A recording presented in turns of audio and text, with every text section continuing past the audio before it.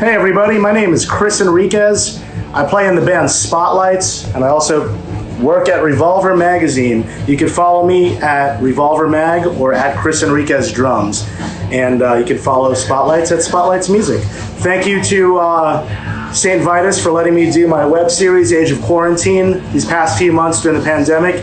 It's been great. This week has been unbelievable. We've had so many amazing guests. Tonight I am unbelievably excited.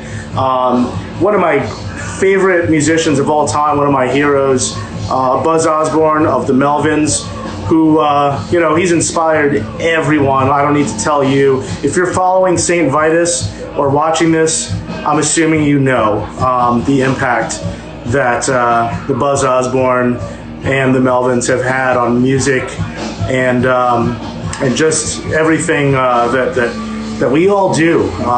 I learned so much from them. My band Spotlights learned so much from them in terms of business and just how to be in a band and do it the right way. Watching those guys every night is incredibly inspirational. When I discovered the Melvins, I was probably about 14, 13 years old. I got Houdini. I had never heard anything like that. And life has not been the same, man. There are not enough words. I have so many questions for Buzz. I know you guys do. It's going to be tough. I will try to get to your questions. We usually take questions from the audience.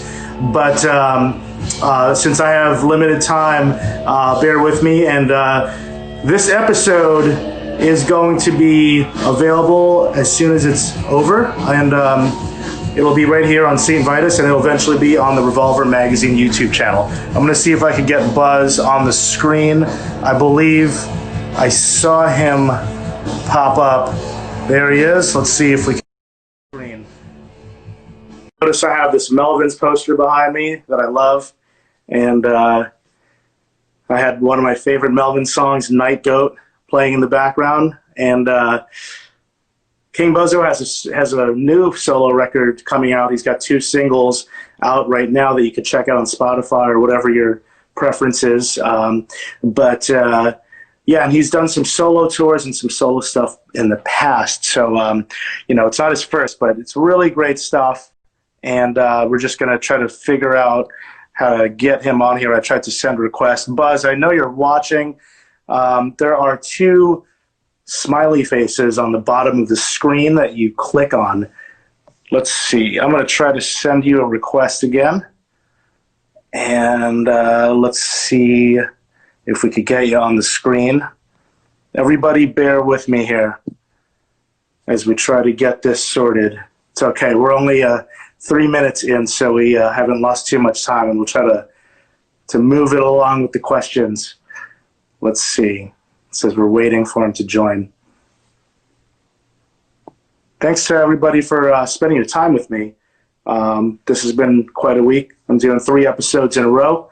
I did Kirk Winstein from Crowbar last night, which you could watch on the YouTube, on the St. Vitus Instagram IGTV. And on Monday we had Jimmy Bauer from I Hate God. That was another exciting one.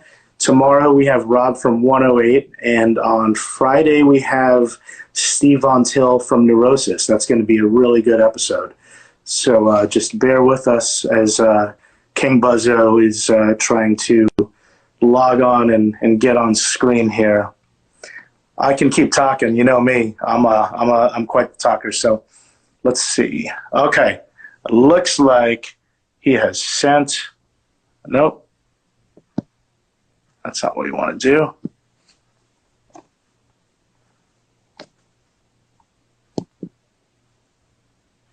Okay. I'm trying to get King Buzzo on the screen. Hey, what's up, Carolina? Long time no see. Yeah, Buzzo's the best, guys. While we're hanging out, if you guys want to submit some questions, there's a question mark box on the bottom of the screen, and all you have to do is submit your questions, and I will try to get to them. Okay, let's see what's happening.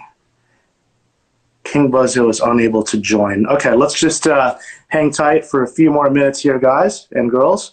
and let's see what's going on. Sometimes this happens, and you know, that's technology for you. Let's see what's going on. Okay. I got a request from King Buzzo. I just approved it. Let's see if he ends up on the screen. Gonna hang tight. Thanks for staring at my face, guys. Hope I don't look look all right. Finally got a haircut during the quarantine, so trying to get cleaned up. Gonna be on camera every night, you know. It says we're waiting for King Buzzo to join, so we're just going to hang tight and be patient. You know, I'll put some more Melvins on while we're hanging out. The new King Buzzo tracks that I heard were amazing. It had Trevor Dunn on the stand-up bass. Unbelievable.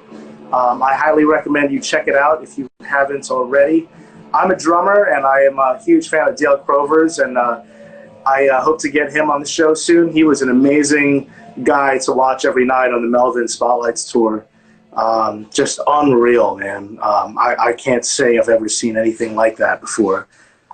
Okay, Real King Buzzo is unable to join. We're gonna just keep kind of trying here. I know, guys. Trust me, I'm doing my best.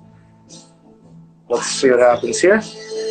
All right, Buzzo, I just approved your request. It's waiting for you to join in. So hang in tight. Sorry, everybody. Hey, you know what? We've had many episodes where there were some issues with the internet or reception on the other people's end. So, and since we're 7 minutes in, what I'll probably do is once we get them on screen, I'll probably start over again at 9 o'clock, just so we could get a full hour of talking with Buzzo. Hey, Kings County Carcass, thanks. We are doing our best to keep things entertaining for everybody during this time. You know, every night we know that people miss going to shows, so you know, we're trying to do our best to talk to everyone's favorite artists.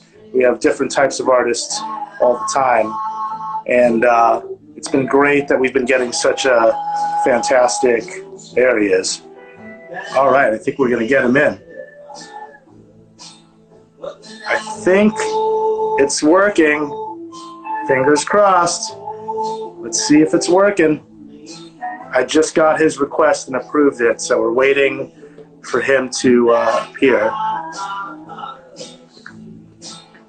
Yeah, as I was saying, we're doing our best to keep everybody entertained every night, so it's been really cool to see the responses from everybody, and if you have any episodes that you liked and want to watch again, or if you missed any, you could find my YouTube channel, look up Christopher Enriquez, or you could go on Revolver Magazine's YouTube channel, and there's an Age of Quarantine playlist with a bunch of episodes up there. So anyway, we're just kind of hanging out still. Let's see what happens. I see there's a lot of you watching and waiting, so thank you again. Okay, what's going on here? We definitely are starting to get the questions in from everybody. I think he hopped off again and is gonna be all right. Okay. I think there he is. Let's see if this works this time. I just approved King Buzzo's request, so I've been getting. There we go. King Buzzo, there he is. Woo! What a nightmare. It took me about an hour to figure it out. So. Hey, no worries. How are you doing? I'm all right. You know, house arrest. House arrest. That's right. Yeah. It's been an interesting time, and for a band, for a guy like you that tours all the time and is always working, I'm sure this has not been a pleasant time. So, you know, how have you been keeping busy, or just, you know, getting through this and you know, trying to stay sane, I guess? Well, I've done a lot of reading. That's been good. Fortunately, we had a lot of stuff done already. We had I had my solo record done with Trevor Dunn, done with Dunn, and that was supposed to be out in May. and now that whole camp tour and European tour and all that was just canceled, and US tour and everything else I had planned. So for the whole year that was gone. And then just like everybody else. But then we had a whole bunch of other things that we'd already recorded or started recording. So as usual. And one of them is a Mudhoney split, Melvins split. No we got shit. one coming. Yeah, that's coming out on AMREP. And then we have one on AMREP that's coming out. That's us with Helms Ali, the band Helms Ali. Yep, I know them. Yeah, very well. They're great. Really good. That one's not quite done yet, but it's going to be done. We got a new Melvins 1983 one coming out there too.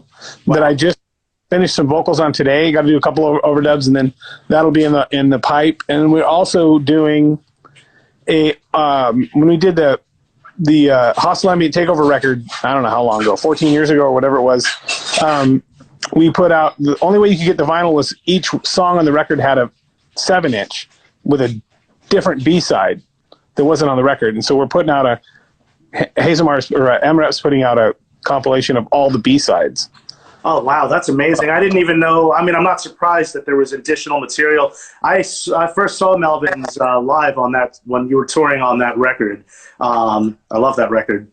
That record is one of my favorites we ever did, and when it came out, it wasn't really well received. Weirdly, you know. Yeah, right. I always thought it was one of our best records. But. Yeah, I want to get into that because the Melvins catalog really evolved since the beginning. I mean, it's gone.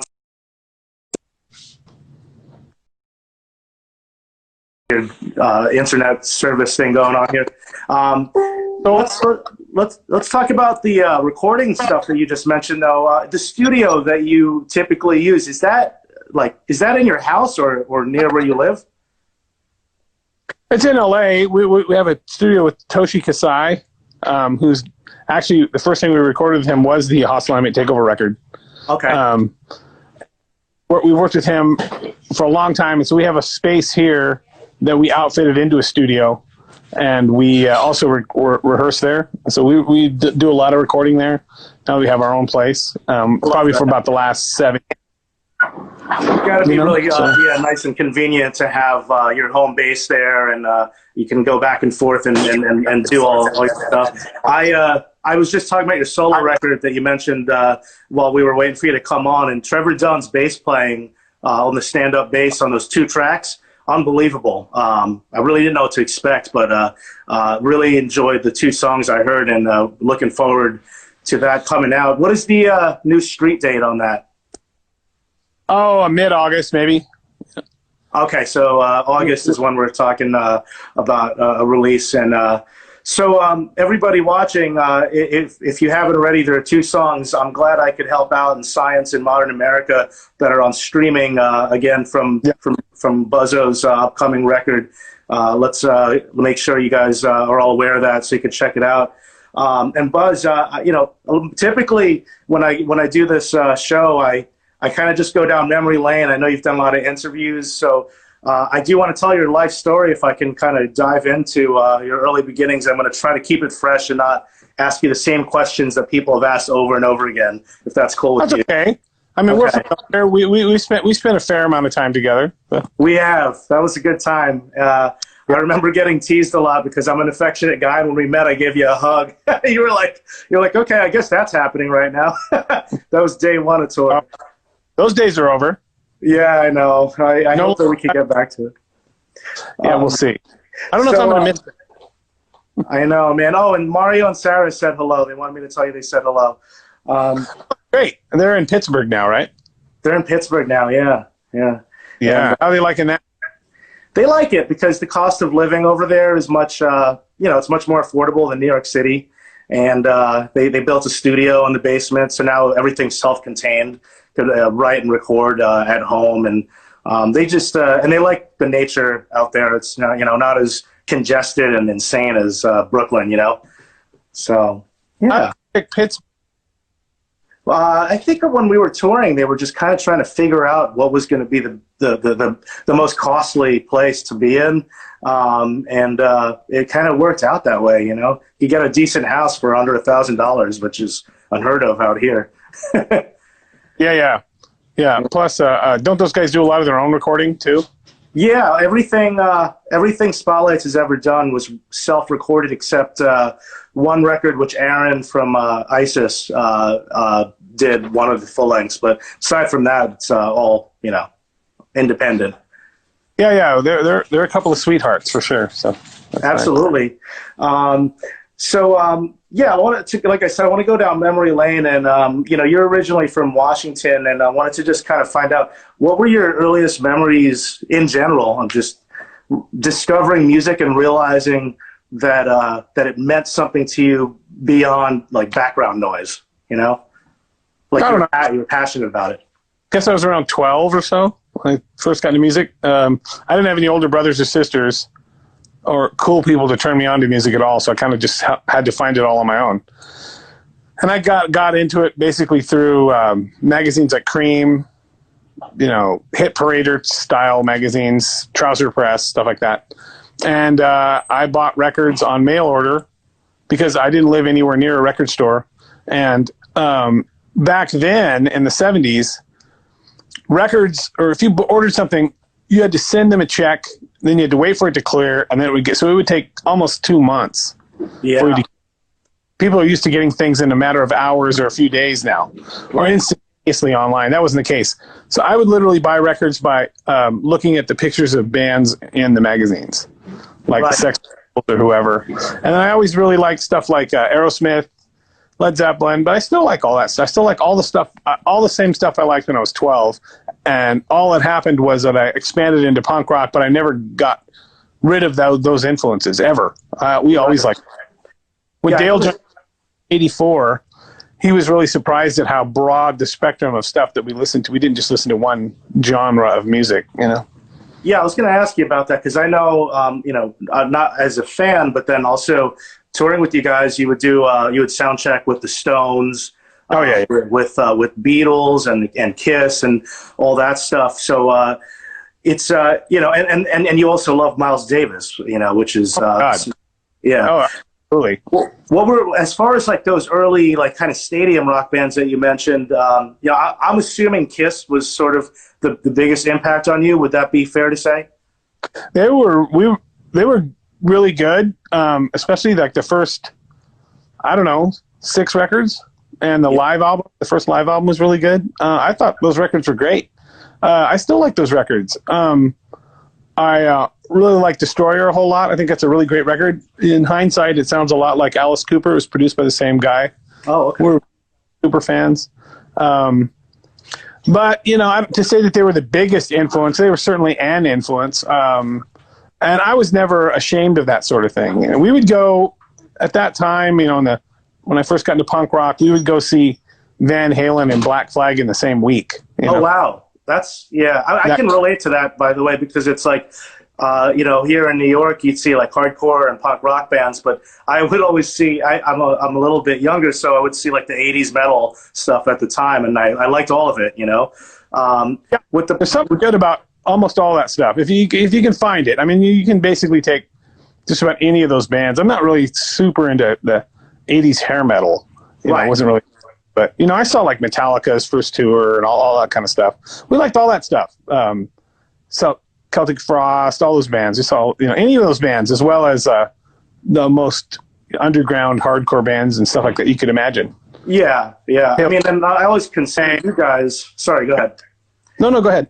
Oh no, I was gonna say like you mentioned Celtic Frost, and then there was all the bands like The Obsessed and Saint Vitus and all that stuff, which I think that was kind of at the same time as Melvins, though, right? Like yeah, that stuff might have been a little before us. We really officially started about 1983 when I was about 19, and I didn't start playing guitar till I was 17 or 18. So it seemed like a long time I started. And the time we were playing in a band, but really it was only a couple of years. Wow, I was gonna ask you about when you started playing guitar, because that's interesting. I didn't know that you learned that in such a short time frame to starting Melvins. Yeah. How did you learn how to play guitar? Well, when I was in high school, I took an acoustic guitar class from a grumpy guy, a teacher, and it was kind of just got me into how to kind of hold a guitar, but as far as like learning to read music or anything, I didn't learn any of that. And then I just never took lessons or anything, just took it from there and just kind of figured it out on my own. But it seemed like it was a long time. But, right. Really it was just for we were writing music and playing music. Once I figured out how to kind of cheat my way through playing guitar, then I never looked back. And I spent a lot of time practicing and just, it's like panning for gold. You move a mountain of garbage to find one little tiny thing, it's kind of... Yeah. But if you're not willing to put that kind of time in, nothing's going to happen for you. When I think about the vast amount of time, if we've written and recorded north of 400 songs, I've probably written and threw away, 20,000. Sure. Yeah. Yeah. That I mean, you have a lot of records out, and you've been around for a while, so I don't doubt that. With the before we start getting into like how Melvins started and how you met Dale and all that stuff, I kind of still want to focus on the music you were getting into. Did you get into punk rock and arena rock at the same time? Or because a lot of times like the punk rock and hardcore stuff for a lot of people comes after. Like, when did that enter your life? The punk rock? I knew the bands that were available to me at the time, and that was strictly from mail order, which was like Led Zeppelin and Aerosmith and stuff like that when I was about 12. Kiss would be involved in that, Ted Nugent, all those bands. And then through the magazines, I found stuff like Bowie, which I thought was really cool when I was in like 7th or 8th grade, and ordered those records. What I would do is I would make money from mowing lawns or whatever I could do, however I would make money when I was somewhere between 12 and 14. And then I would give my mom money, and then she would write me a check for the amount that was on the mail order slip. That's awesome. And then I would send it in, and then, I'd get the records. And then from that, I learned about the Bowie thing was a really big one. That was a really big one. I just bought that stuff by accident just because I simply liked the way he looked. I never, ever, when I was growing up, had anyone go, check this out. This is really cool. Never. It never happened to me. I did have a lot of friends. I certainly knew no one that was cool. I didn't have a lot of people that were interested in talking to me when I was a kid. And so I learned all that stuff on my own. And so then from the magazines and Bowie and stuff like that, then I go, well, that was interesting. Well, this band, The Clash, looks interesting, or the Sex Pistols, they look interesting. I would order those records. And then through the Sex Pistols, I found out that they had done a cover of No Fun by the Stooges. Oh, yeah, absolutely. And that was when how I figured out about the Stooges. And then I can't remember exactly, but I think it was from the Damned's first album. I think it was the Damned's first album where they do a cover of a MC5's. No, they do a Stooges song on there. I can't remember how I figured out the MC5. It might have been through the Damned. Okay. Or maybe I can't remember exactly, but that's how I did it. It was just, one thing led to another thing. And then I got the MC5 live record. What about the local underground scene around you? Like when you start going to shows, like how did you like figure out that there was a scene around you and start getting involved with that? Once I got wheels, once I was able to move, because we lived a long ways from the nearest punk rock stuff, which is Seattle.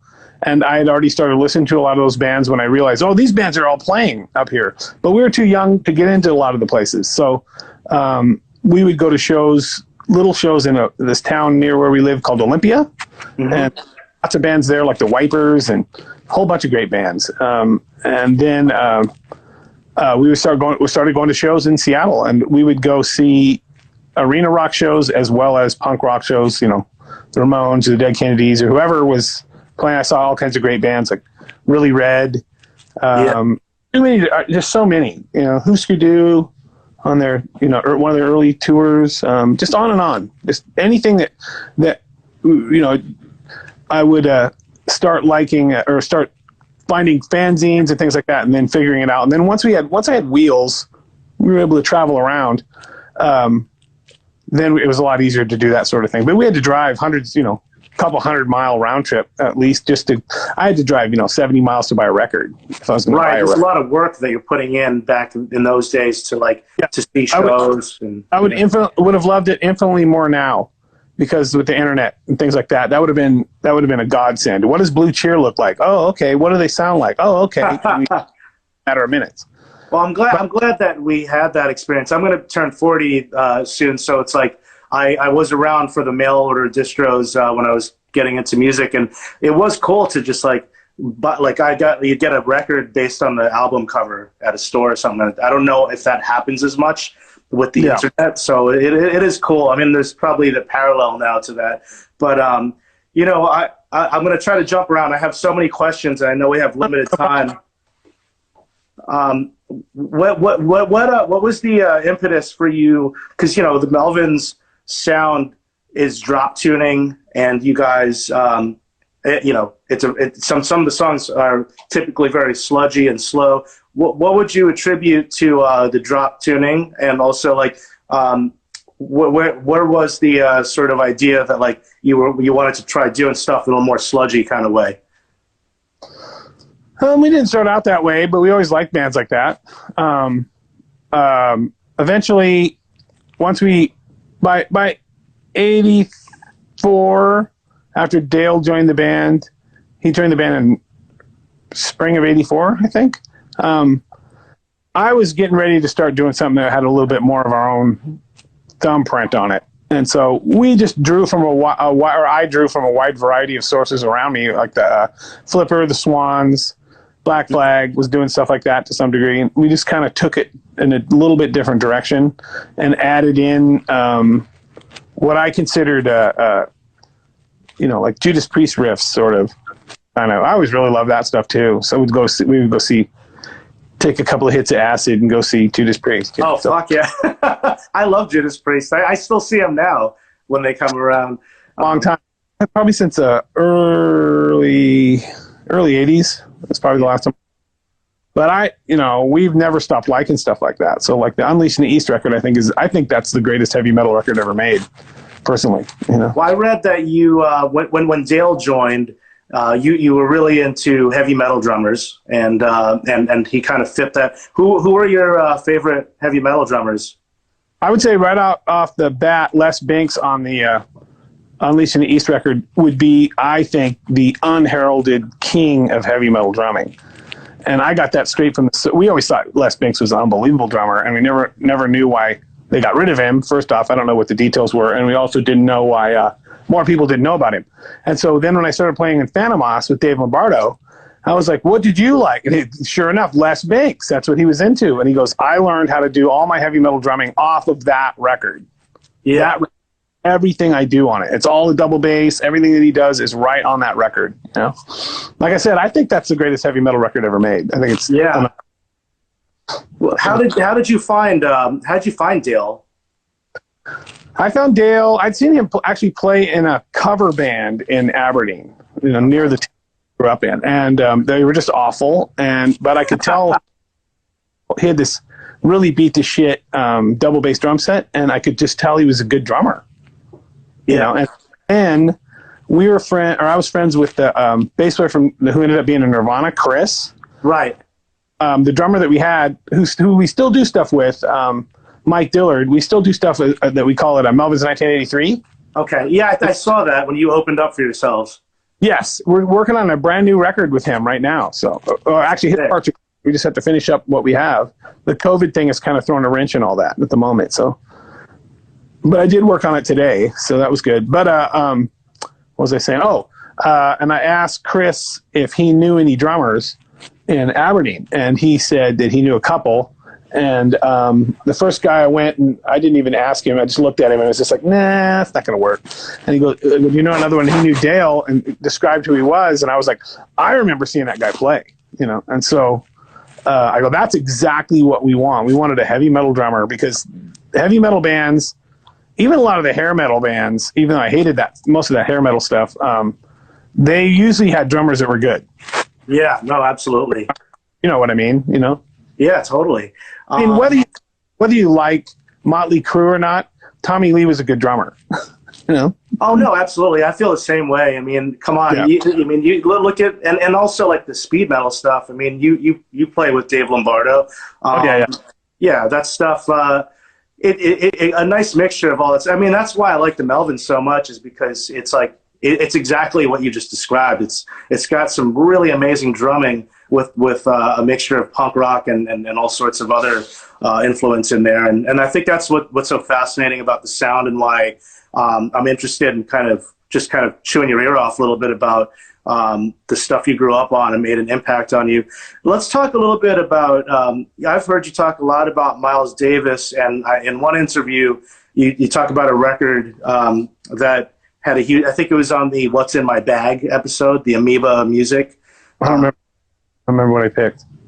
It wasn't Bitches Brew. It was something a little like not typical.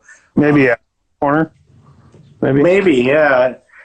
I remember what I picked. I know it was Miles Davis, but I don't remember what it was. Yeah. You said something about how you were surprised that that people didn't pick up on the Miles Davis influence on our side. Oh yeah. I hear it. You do, yeah. I guess not that many people are familiar with it. I'm really only a fan of the Electric Miles stuff. Okay. That's my favorite.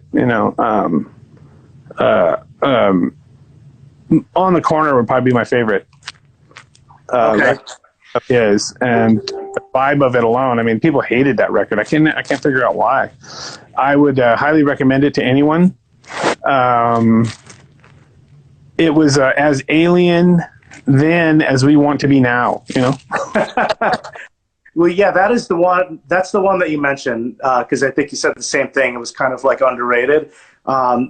Yeah, I don't know what, honestly, I don't know what goes through jazz people's heads. I have no idea, no clue. It's like a different language, that music. But I noticed that influence with the Melvins record, kind of like more in like the 2000s era. Like, was that something that you became fascinated with during that time, or were you always really into Miles Davis? I got into Miles Davis probably about those records, Electric Miles Davis, probably about, the better part of 30 years ago, probably, I would guess. Yeah. And have expanded a little bit into some of the other stuff he does, but it doesn't hold my interest as much as the fucking insanely hot bands he had on those records. It just kick ass, and it was really wild stuff. I will never tire of that stuff ever, and I know a lot of jazz purists hate that stuff. I can't figure out why, I mean, Phantom House also played for a little while with Terry Bozzio, and that was probably, what a fucking guy, dude. That guy's sick. What's that? That guy's amazing. Yeah, and that was like 2005, I think. We did some touring with him. We did a whole European tour with him, and so he was a super big Miles Davis fan, and so he'd seen Davis a bunch of times. He was in his 50s then, and then to have him sit there and talk about, as a huge Miles Davis fan, we would talk about that stuff all the time. I would just sit there and listen to him, and it was great. Plus he played with Zappa, and it was amazing to just listen to him talk. And it was really funny though with the heavy metal thing. He wasn't really that familiar with heavy metal stuff, and so Phantom House had a whole bunch of heavy metal stuff involved in it. And first couple of days we were rehearsing with him, he was getting it, but he wasn't quite getting the vibe of the heavy metal thing. And then one day, like the third day, he walks in and he goes, I got it. I know what they're doing, sits down, and he has it. He is playing the most perfect, unbelievable speed metal stuff. He goes, I see what they're doing now. Got it. He went home and listened to it or something, and he had it. He could do everything Dave Lombardo do and add to it. It was insane. Awesome. Like it. And then one show in Finland that we played with him, we've been talking about this drum solo that Frank Zappa had written for him called The Black Page. Uh-huh. And one day he just sat down at the end of the show. He goes, okay, we were talking about, Terry, we'll play some Black. He would never do it. And he got at the end of a show and we're walking off stage. He goes, okay, watch this. He just walks out there by himself, sits down, plays the whole fucking drum solo. Wow. And by memory, and I know he did not practice it prior to that. He just knew it, just did it. And I was in awe. I just watched him do that. And for people that know, you're a drummer, how hard that stuff that he is, it's unbelievable. Yeah. I was in awe. I've never seen anything like it. And for him, drumming, he said one day he just sat down at the end of the show. He goes, okay, we were talking about, oh, Terry, play some black. He would never do it. He would never do it, and he got at the end of a show and we're walking off stage. He goes, okay, watch this. He just walks out there by himself, sits down, plays the whole fucking drum solo. Wow. And by memory. And I know he did not practice it prior to that. He just knew it, just did it. And I was in awe. I just watched him do that. And for people that know, you're a drummer, you know how hard that stuff that he is, it's unbelievable. Yeah. I was in awe. I've never seen anything like it. And for him, drumming, he said drumming's easy. What's hard to me is playing guitar. He goes, what you do is way harder than what I do. And I thought, you're crazy. For him, drumming it just worked in his brain. He knew it just was not a hard thing for him to do. He had it. Well, you've worked with some serious drummers, man. Feel very fortunate in that. Very, very fortunate in that. Yeah, the way he plays is so hard. He's so good and outside of the box. It's so hard to even relate to. And when you played with him, did he have that like gigantic kit where he just had stuff around him? Yes. All the cymbals are tuned. The cymbals are tuned. That's like a piano. Cymbals are. Yeah, that's fucking weird. He's so far outside. He can play melodies on the cymbal. That's nuts, man. He's so far. I've never seen anybody like him. But he's sort of like a professional athlete. When you meet those guys, they are on such another level. But what it takes to get to that level, you lose a lot of. You spend so much time doing that, you lose a lot of other areas of your life. Right. Social interactions because you spent so much time perfecting this one thing. So you give those guys a break. They're artists. Even professional athletes are artists. They're on another level that not normal human beings are on. And when they talk, I always want to hear what they're going to say. I always want to hear how they did it. Not necessarily a sports interview, but like if you could talk to them one-on-one, it's like, what's the most important thing to you that got you to the level that where you played in the NHL for 18 years or whatever it is. I always want to hear the stories, what it takes. Or like Terry, what is it about drumming that you love? What is it about, just to hear him talk, or what is it about Miles Davis that attracts you to that, that era of that? It was great. It was an interesting analogy. Luckiest person in the world to be able to have those experiences. And then to try my own music as best I can, The sports analogy is very accurate, and I know exactly what you're saying because it's got a lot of parallels. I want to switch gears for a second because I know sports, particularly golf and baseball, are very dear to you. Were you okay? Where do we even begin? Let's start with baseball. Yeah. Did you ever play, or are you just a fan of watching it or do you like to fuck around with the guys once in a while and play, or not really? Oh, baseball. I always played sports when I was a kid, and I walked away from it when I was in my early teens because I couldn't stand the people who played sports. I couldn't stand the coaches. I couldn't stand any of it, so I didn't really play. But I always loved playing sports. I didn't really watch sports much at all. I didn't really care to, keep up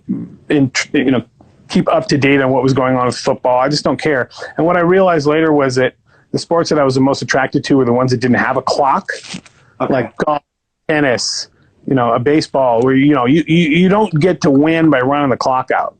You have to win, finish. Baseball, you lost not because you didn't have a chance. You got just as many chances as the other team. And you lost. That attracts me. Like golf, you can be having the best round of your life and get to hole 17, and get to 18. You still have to finish the deal. You can't, you can't take a knee and take a knee and take a knee till the clock runs out. And I always hated that stuff. I can't stand it. And even like basketball, I just, if you had tickets and said, let's go to a game, I'd go, sure, that'd be fun, or NHL or whatever. I would go. It's fun, but the ones that are nearest and dearest to me are the ones that are not clock oriented for some reason. That doesn't mean those are bad. Yeah. They don't hold as much interest to me. And so then, I don't know, it was 15, 20 years ago, maybe. A buddy of mine that I grew up with would come down to LA. I've lived in LA since 93. And he would come, he's a school teacher, so his summers would be off, and so he'd come down. He goes, "Let's go to a Dodger game. Let's go to Angels game or whatever." Okay, I would always just go along. Why not? It's fun. And then gradually, I just got back into more watching baseball more, and since I understood the game, it wasn't hard to get into it. Now I'm really into the whole sabermetrics, all that stuff. Love all that. Yeah. Baseball, to watch the most, although I don't like to watch it on TV. I like to go to games. TV, you don't get a real good feeling for what's good about baseball. It's boring on TV. Yeah. Live. Well, I know you'll do it on tour. I know. We'll do it anyway, but it's not my favorite way to do it. Yeah, totally. I don't have cable at home watching TV. I don't watch baseball on TV. I just look at the stats. Right. I noticed that. The way that you describe that is interesting as far as why you like it. And I never thought about it that way, but it's an interesting concept when you realize that the whole thing about everyone having the same chance. You know what I mean, for the same amount of time. Yes. Yeah. And then with same with tennis, same with golf. You got the same chance. You right. have to finish. You have to finish the deal. You have to get through it. And golf for me, I started playing probably 10, 11 years ago with these rock and rollers from LA who all have since quit playing because it wasn't easy. Right? And I just kept playing. And now I play in tournaments and all kinds of stuff. Really? Yeah, I'm an amateur, total amateur style, like bowling league style, but it's all with squares. It's not with rock and roll people at all. It's all normal people. I'm the only person there that's in a rock band out of 300 guys and girls that are in that club. It's not a country club. I can't stand country clubs. I can't stand the people at country clubs. The golf courses are good, but I can't get behind their whole mentality. It's about everything golf. I'm a muni golf guy or a private, like a privately owned public golf course. Private golf courses have not been nice to me, and I really don't want anything to do with them. So it's more like a bowling league. And so you can play in their tournaments and you're playing PGA style rules, the whole works. And I didn't take any of that either. I just did it on my own and was determined to figure out how to make it work, And the community of golfers that you're involved with, they're all pretty cool, as opposed to the typical type of golfers you would imagine. They're fine. I don't like all of them, but I'm there to play. So, and golf is really you're solitary, you're quiet. You're on your own most of the time. Right. You don't have to worry about bothering. Look at me like I'm some freak. Out whipping their ass in the course, and then they change their tune. That's amazing.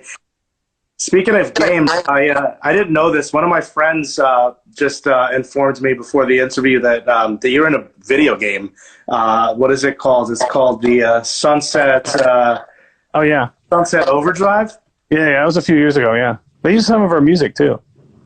Okay. Do you play video games at all? No, I don't have the patience for video games. Okay. That's really cool that you're in one. They were super nice. I was happy to do it. But video games, I get bored. I just get bored of it. I'd rather be doing something else. Yeah. I can watch a 4-hour movie and not be bored, but to sit there and play a video game, after a while, I just think, I kind of got it figured out. It doesn't do anything for me. So I'm going to go back to kind of what we were talking about before, with the going back to Melvins and the history, kind of bring up to speed. When you guys relocated to the Bay Area, actually, wait, before we do that, the Seattle scene, before we step off that, could you recommend any bands that aren't the typical ones people already know about that maybe we've snoozed on? I know there's the G-Men and or is it the U-Men? I could be messing it up. The U-Men, yeah. The U-Men, yeah. U-Men were great. I thought they were great. I liked a lot of bands from there. Malfunction, I really liked. Let me think. I liked this band from outside of Seattle called the He Sluts. It played a few shows. They were really good. Yeah, there's lots of them around there, most of which didn't go anywhere. We didn't think we would go anywhere either. I never had any desire to even live up in that area. I liked a lot of people up there. I mean, some of the first people we knew were like Mark and Steve from Mudhoney. Right. Mark was probably the first guy I was actually friends with in Seattle. That was Green River, too, at the time, right? Or it was when he was in a band called Mr. Ep and the Calculations. Okay. Or Green River. And then him and Steve are also involved in a band called the Limp Richards, who are unbelievable. They were one of my favorites, and I had a cassette. They put out a cassette of a bunch of their songs, and I just thought it was some of my favorite stuff. It still is. I would highly recommend it. It sounds kind of like Flipper, but more of a, I don't know, maybe a little more deliberate, I guess. But really great lyrics, and I think that singer died of cancer. But wow. Steve and Mark were also in that band. They joined later, and I only saw them play a couple times, but man, oh man, I never got sick of that cassette. It's amazing how long those. Yeah, it's amazing how long they've been active. Between Mudhoney and Melvins, there's such a long legacy. So that's really exciting what you mentioned earlier about the split. I can't wait for that to come out on AMREP. So hopefully some of those bands are available to find. I don't know. One of my favorite bands from that era wasn't even from Seattle. They're called Tales of Terror. They're from, I think a few of those guys are dead or on the verge of death now. But I will never tire of that record. I think it's one of the best punk rock records to come out of California, if not in the U.S. I will never tire of it. It's so good. I got to check that out. I would highly recommend it. When you relocated to the Bay Area, were there like a lot of bands around there that you guys were, in other words, comparing the two scenes? Did you really like the switch when you guys originally moved there to the Bay Area and the underground scene and all that stuff? We got accepted there pretty quickly. We started over our whole band started over down there, and the guys that were the nicest to us from the get-go were the Neurosis guys. Oh fuck yeah! We actually have Steve from Neurosis on this show on Friday, so that's awesome. He was in the band. Okay. Before that, it was like before they'd even. I think when they did their first album. Right. Those guys were. Those guys could not have been nicer, and they were super accommodating. And I will never forget that, how nice they were to us, and they did not have to be. They were and they were fans, and they could not have been cooler. And I just never forgot that. Never ever. Amazing. They're amazing. Yeah, and so we've known them since they're just in their infancy. Now they're everybody likes it. They're all over the world. So yeah, that's great that kind of happened, because that certainly wasn't the case then. Right at all with either one of our bands, and then to think that we are still doing stuff now, and so are they. That's pretty extraordinary. And there's a similarity in the cult following, and you guys play a lot of the same venues. When you come to New York, it's a lot of the same types of venues, the same kind of audience. They did a great show at St. Vitus that was unbelievable, and I know who knows when we can get live shows again, but we definitely want to have you at St. Vitus at some point. We would play it all over the place. We would play anywhere. I ask you real quick. If it's not too evasive, I've actually been sober for a couple of years. When I was on tour with you, I definitely was not. But you've been managed to. At least nothing weird happened. But not do you remember? Yeah, probably not. definitely had some wasted nights. You managed to kind of keep yourself out of that mess throughout, most of your career. Have you been sober almost the entire, since back in the day? Were you sober even in the when the band started? No. I stopped doing everything probably the better part of 3 decades ago. Just quit doing anything at all. It was the right choice for me. I mean, I know me. If I drink 2, I'll drink 20. Right. Yeah. Same. And I've been down that road. And it's just better that I didn't. And then, fear of death never really stops people from having that kind of stuff happen. But in hindsight, a lot of people around that era, a lot of them are dead. Could have been me. Yeah, you've seen a lot of that. I've seen a lot of that, and the death list is long and difficult to deal with. So, right. I'm not a good old days kind of guy. I'm kind of more of a what have you done lately, and looking forward. As far as contemporary band, as opposed to we're an oldies band playing our first 3 records. We generally divide our sets up in thirds, which is like, a third are really old songs, a third are newer, which means 15 years, and a third are newer than that. And you can mix it up like that a wide variety of ways. But we're not afraid of any of our material, new or old.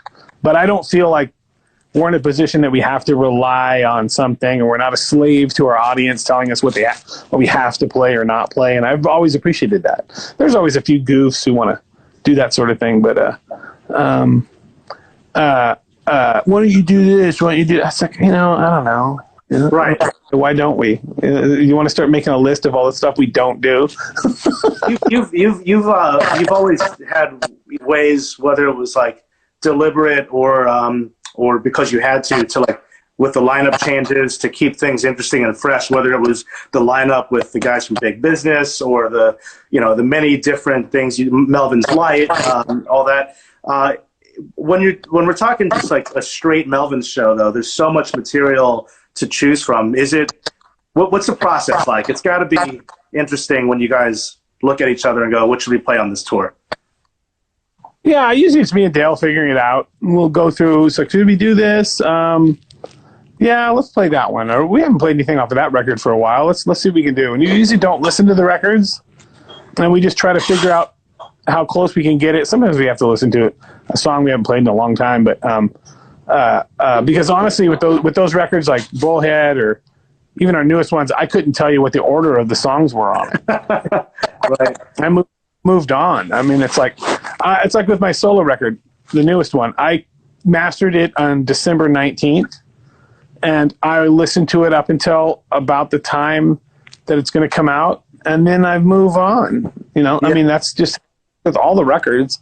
You have them a long time before anybody else has them, and so you're through with it. By the time it hits the streets, it's old news to you, and you're on just doing something else. And then it goes out in the world, and it gets a life of its own.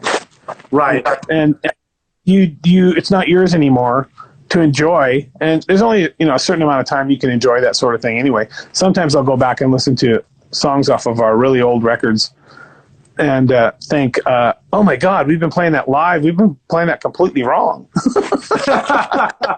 Yeah, right, because you have to go relearn something from like 25, 30 years ago. Well, we realize we've been 2 years, and it's we left that whole part out or whatever. Sometimes it's intentional, but a lot of times it's like, oh crap, I forgot about that. But hey, we're not that precious with that sort of thing, I mean, do you have? I'll listen to a record and there'll be a song on it, from early '90s or something that I remember that I really struggled over, that I really had a hard time with, that I could never get to my satisfaction. And even when on the record, I was never completely satisfied. But then I listen to it now and I'm like, it sounds fine. Right.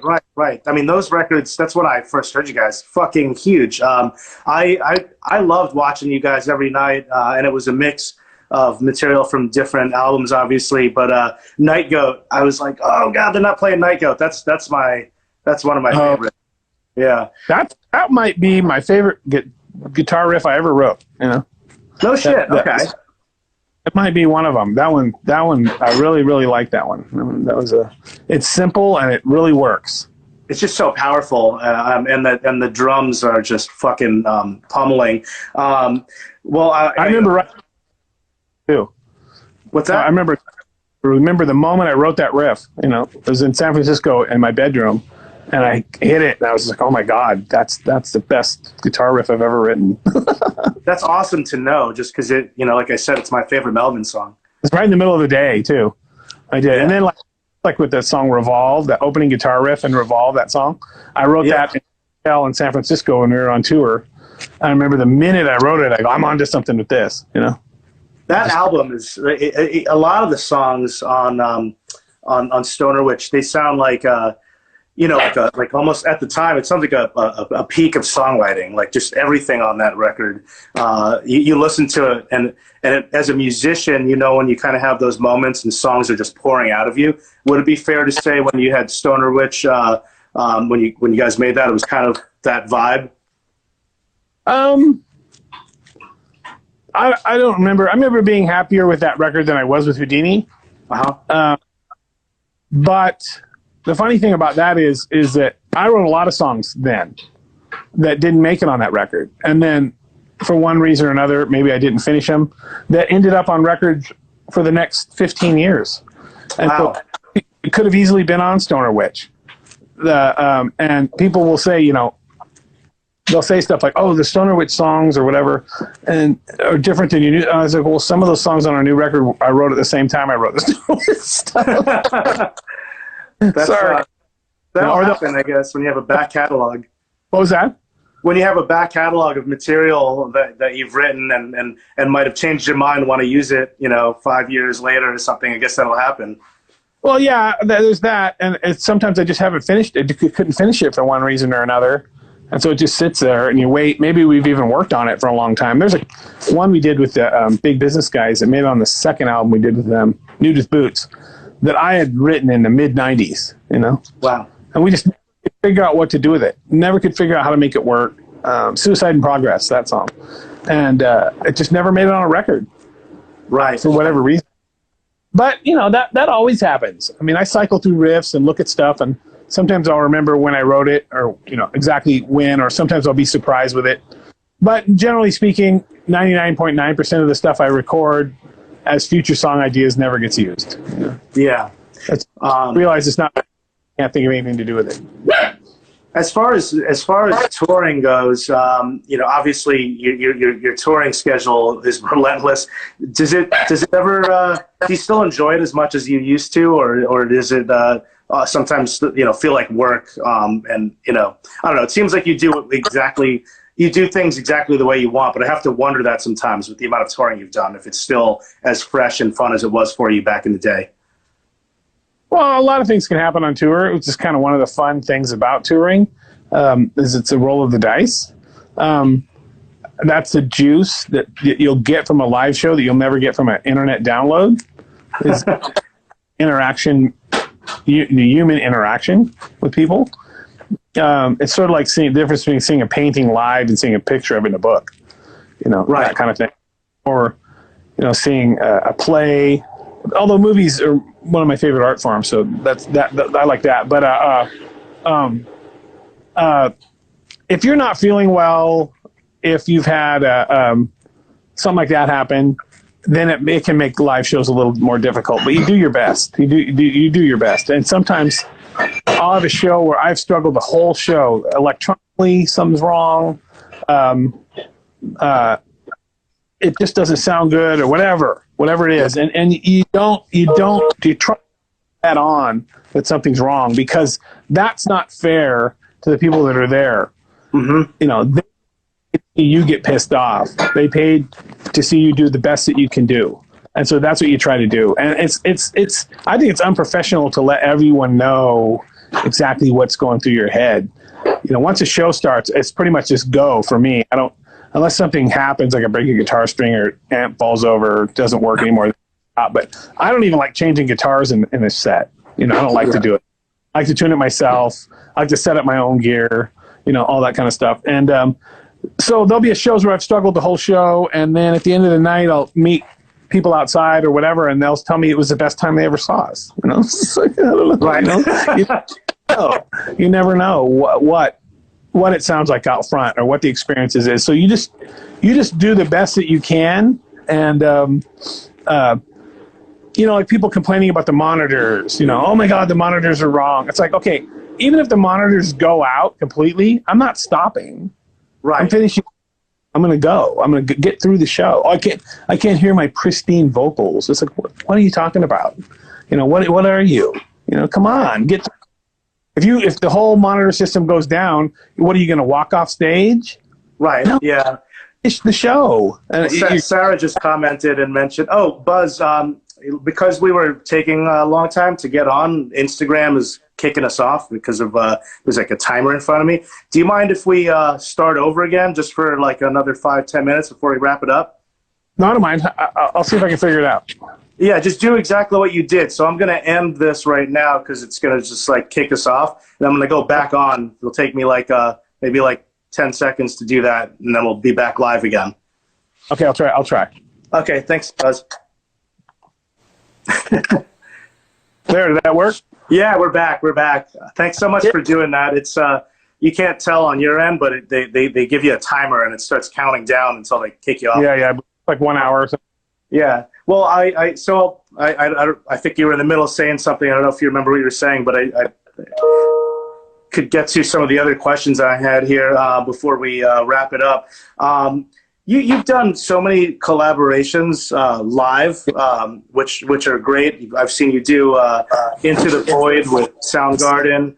I saw you do Anima and a bunch of other stuff with Tool. What were some of your favorite, if you had to like pick like, you know, your top 3 favorite live collaborations over all these years? What were your favorites? Oh God, I don't know. That's a tough one. I have to think about it. I'm not sure.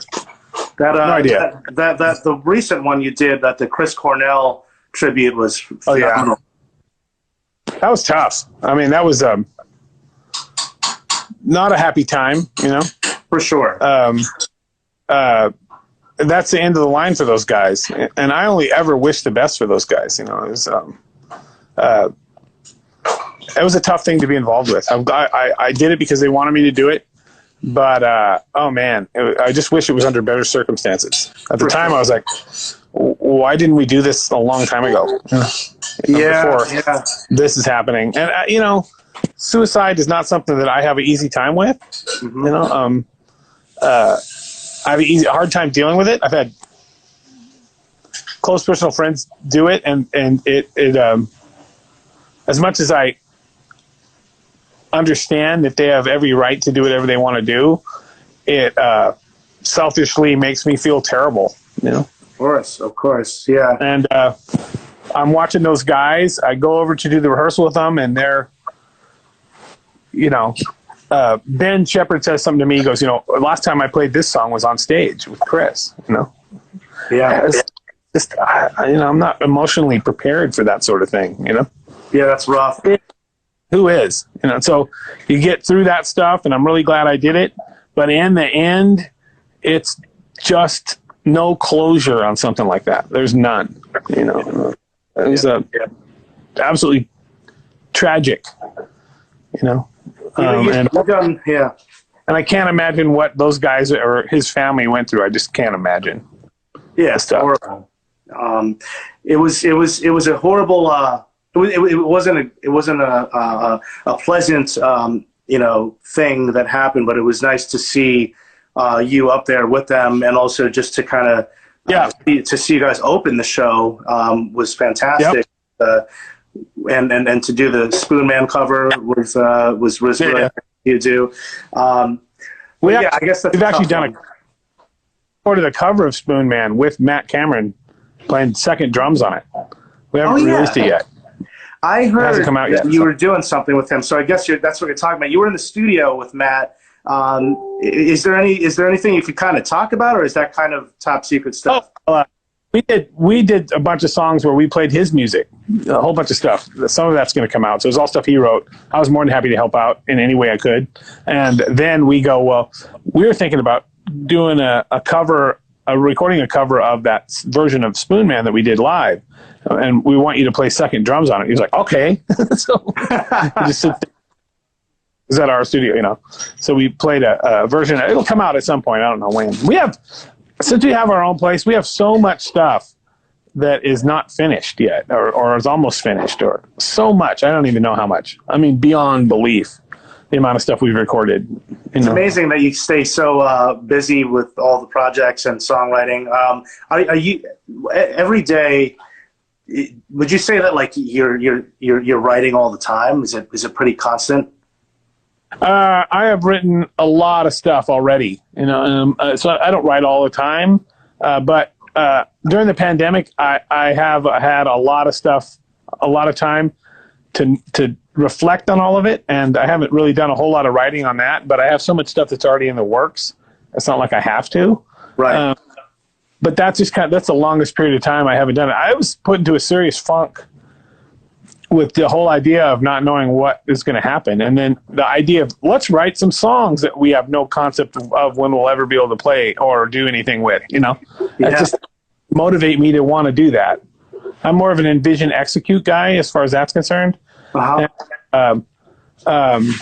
We could record them and put them out, but it would get in line with all the stuff that's already waiting to come out. I can't push back a lot of the stuff, like the Mudhoney stuff we did in the early part of the year, the Helms Elite stuff we did at the early part of the year, the Melvins 1983 stuff we started over a year ago. It's just on and on and on. There's just a bunch of things like that are So much stuff. We got stuff we're going to do with Jim Thurwell that we barely started on.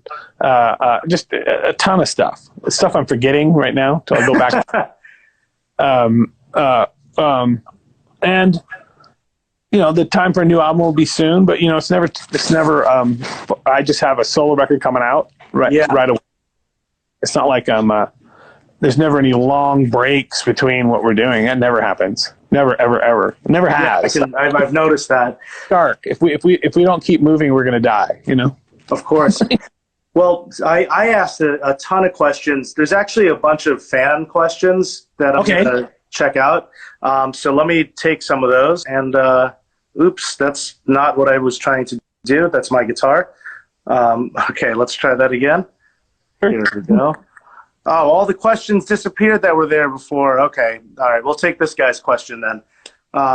Do the different iterations of Melvins change the songwriting process of the band?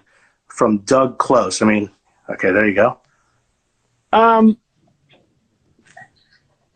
No, not really. Unless they write a song. And I'm happy to accept. Doesn't happen that often. But I'm more than happy to let people take the wheel anytime they want. It's fine with me. It's only music. It's not it's not vastly important and we're not precious with it as far as it has to be this way or that way. I don't have any considerations along those lines. If it interests me in any way at all, even remotely, I'm interested in doing it, Yeah. So we have another. I go, I have some vague idea of what the bass should sound like on it. What do you think? What would you play on this? Let's hear what you're doing. And then sometimes that can move me in a slightly different direction if their bass part is that inspirational. And sometimes there's something that's pretty finished and you just let them put their parts on it and it turns into something even newer, even better. So yeah, I am completely open-minded when it comes to that. I do not necessarily know exactly what should happen. And we are accidentalists in a lot of that. And that if we fall upon something that's really good and you surround yourself with people that are creative, something's going to happen. Yeah. Something is going to happen. I have the utmost respect for guys. I have the utmost respect for their abilities as musicians. And I have with literally almost every single person that has been in our band, other than the first bass player we had, Matt, which I know about, But other than that, I have the utmost respect for them and their ability, and you let people like that do their job. That's what you do.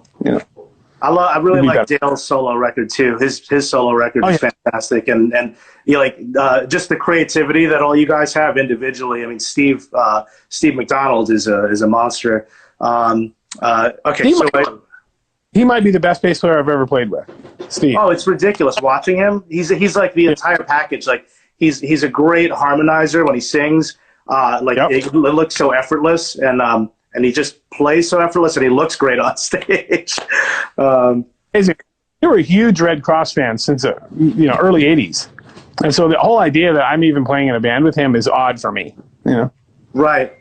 Okay. There's a couple more questions here that I'm going to take from people. Okay.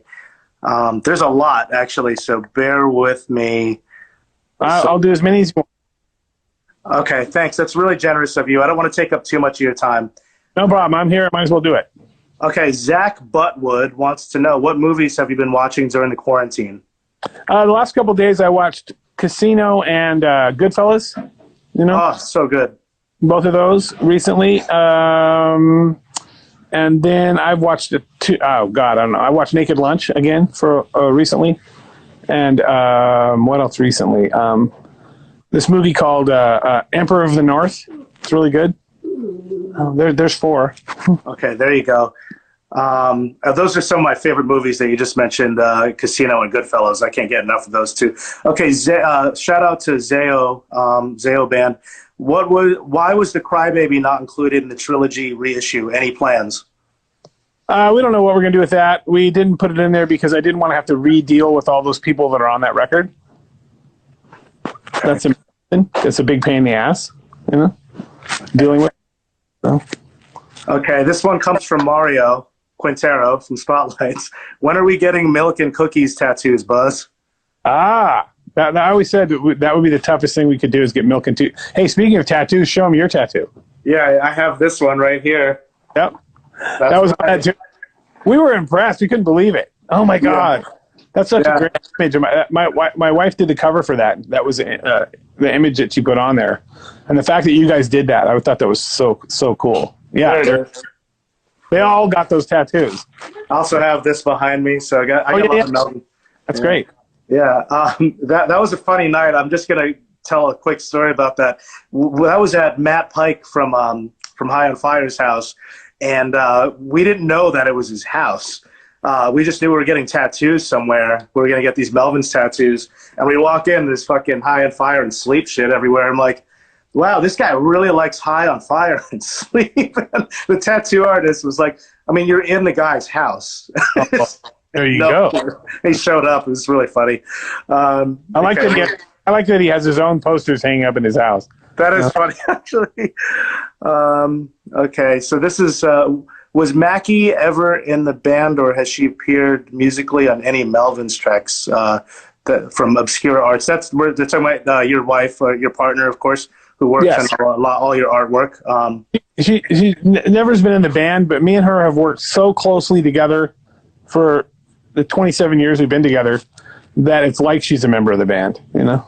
Absolutely. She has an extremely difficult job in doing all the graphic design pretty much for what we do. And I, once again, like, I'm surrounded by people like her and Tom Hazelmeyer and these people that are super creative and great musicians and creative designers. And it's just the best position I could be in as far as I'm concerned. I don't take it lightly. I don't take it for granted, you know, at all.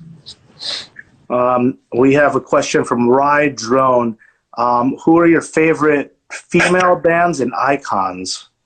Female icons musically? Female artist. I'll rephrase that I'm guessing they're saying, who are your favorite female artists and icons?